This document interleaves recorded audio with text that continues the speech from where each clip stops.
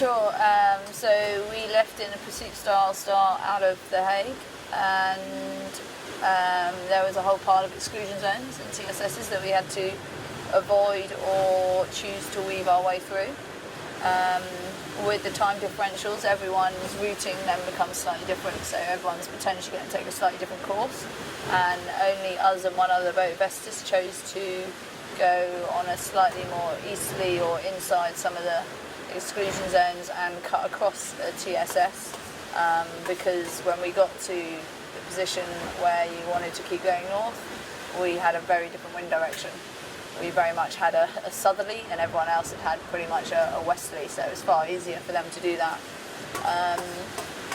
In a way, it has seen a bit of a split in the fleet, and the guys to the northwest, like Azam, who managed to get through that way, have done a bit better. They've had a better angle and better wind speed, but I think it's all going to change. We're just about 85 miles now from the northwest corner, of Denmark, and that's where we're expecting a little bit of a park up. The wind's going to decrease. We've got 15 knots at the moment, and from there on I think the fleet will compress, and that could be the next chance or opportunity.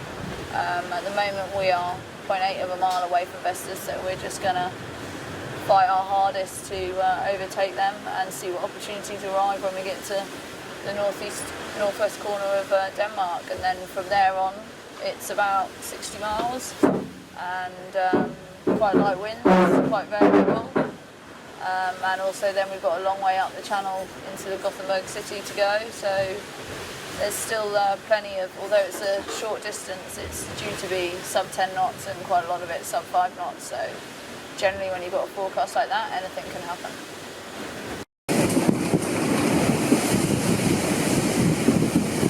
Yeah.